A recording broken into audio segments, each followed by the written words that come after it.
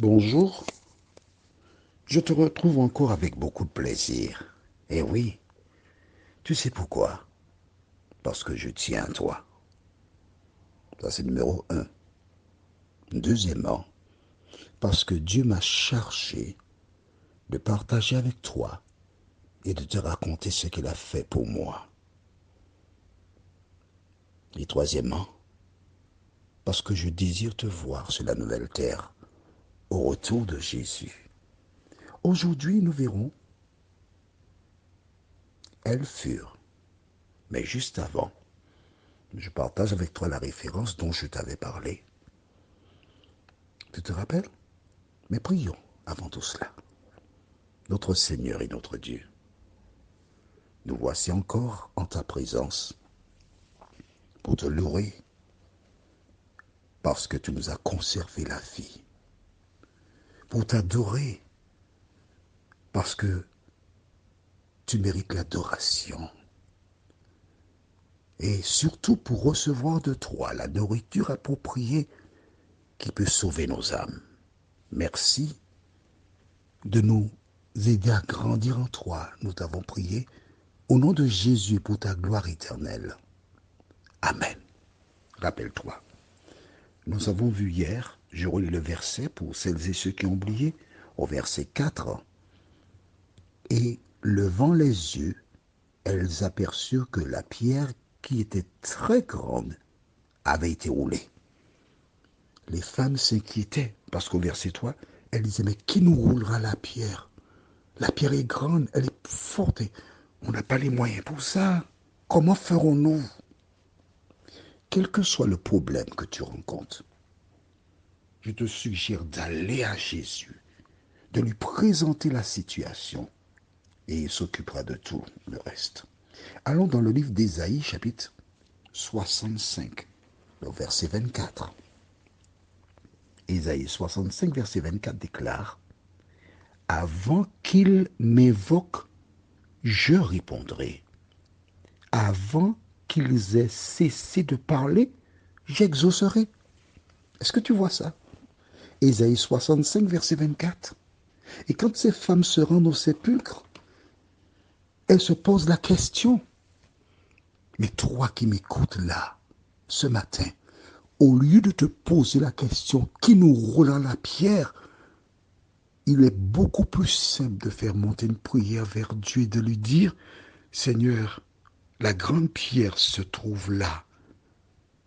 Merci de la déplacer.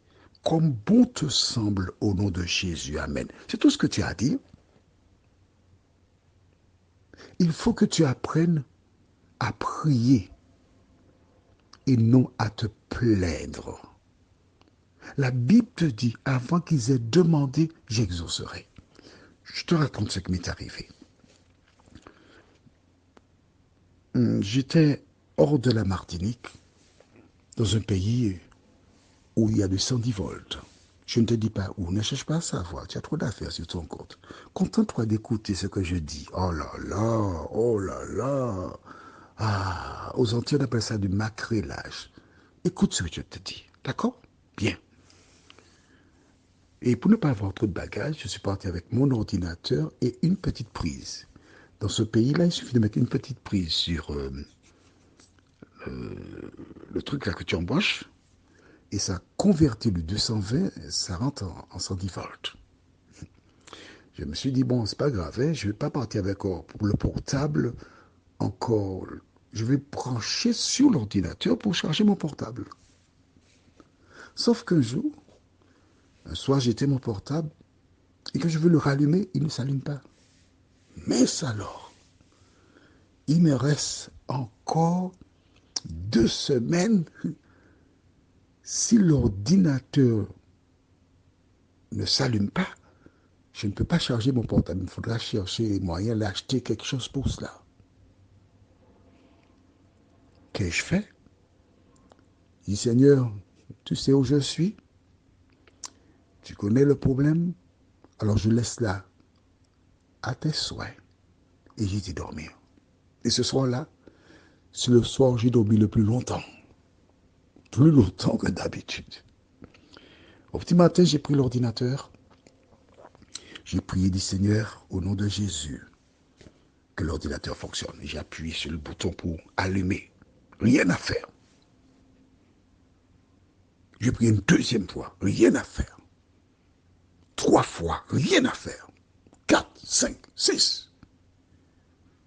Et je me suis rappelé que la Bible dit prier sans cesse. Tu veux la référence aussi? D'accord. Je me suis rappelé que lorsque le prophète Élie, après son intervention sur le mont Carmel, a été prié pour que la pluie tombe, il pria jusqu'à 7 fois.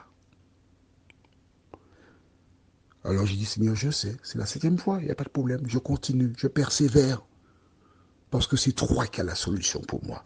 À la 7e fois, j'ai entendu, cling, oh, merci Seigneur. Ah, j'ai prié pour remercier Dieu. Il faut faire ça. Hein.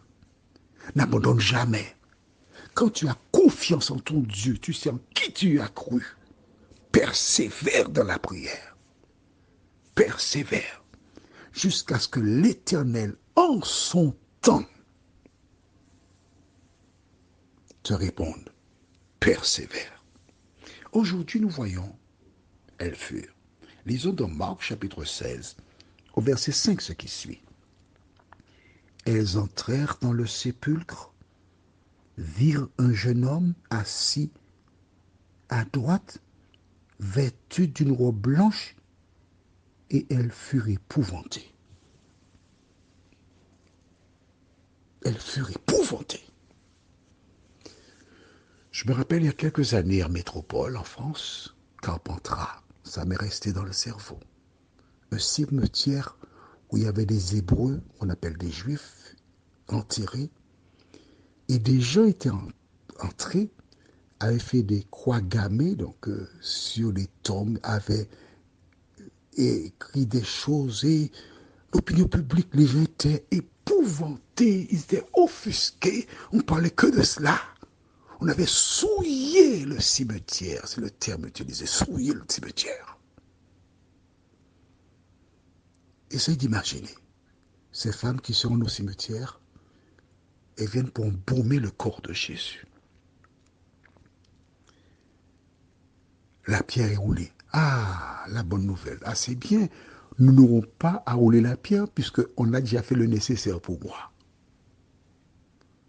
Elle se baisse, ce qui montre que la porte n'était pas très haute. Elle se baisse, elle entre. Elle voit un jeune homme qui est assis là.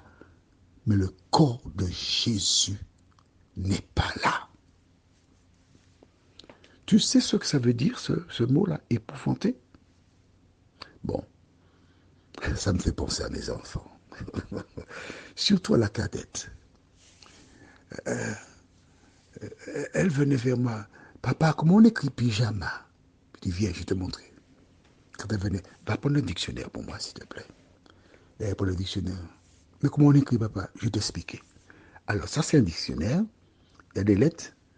Tu vois, c'est marqué on va sur P, on cherche P. Après P, je vais t'aider. Hein. Pi, comment on écrit Pi, selon toi? Eh bien, Pi, un I. Oui, mais quelle autre lettre de l'alphabet qui fait Pi? Dis-moi. Y. D'accord. Ah ben, on va chercher dans P, Y. Et puis, après, tu vas chercher. Elle m'a demandé, pas souvent, mais lorsqu'elle a compris chaque fois que je disais, va prendre le dictionnaire, et elle allait le chercher, elle ne me posait plus la question. Elle allait directement prendre le dictionnaire et elle avançait ainsi. Merci Seigneur. Elle était docile. Merci Seigneur. Toi qui m'écoutes, va prendre le dictionnaire. Après, d'accord, et puis cherche la définition, la signification du mot épouvanté. Je t'aide, il y a peur là-dedans. Parce qu'il y a de quoi avoir peur. Mais où est le corps de Jésus? Qu'a-t-on fait de Jésus? Alors, j'ose espérer qu'elle n'était pas virulente. Hein? Parce que venir là dans la tombe et ne pas voir le corps de Jésus, alors que dans sa tête, on a déjà un cliché, on a déjà un projet, on est venu pour l'embaumer et le corps n'est pas là. Mais qu'est-ce qui se passe là? Qui a pris le corps de Jésus? Qui a volé le corps de Jésus? Tu imagines toutes les questions qu'elle se pose? Et toi, quelles questions poserais-tu? Pourquoi avoir peur? Vois-tu, la lecture de la Bible est là aussi pour t'inciter à réfléchir, analyser et savoir quelle conduite à tenir face à certaines situations. Prions. Merci Seigneur pour la parole. Merci parce que nous retenons combien il est important pour chacun de nous d'avancer, de chercher à te connaître. Merci Saint-Esprit de nous enseigner. Aide-nous à ne pas avoir peur, car tu veilles sur nous, cette grâce, nous te la réclamons au nom de Jésus pour ta gloire éternelle. Amen. Je te souhaite une bonne journée sous le regard de Dieu.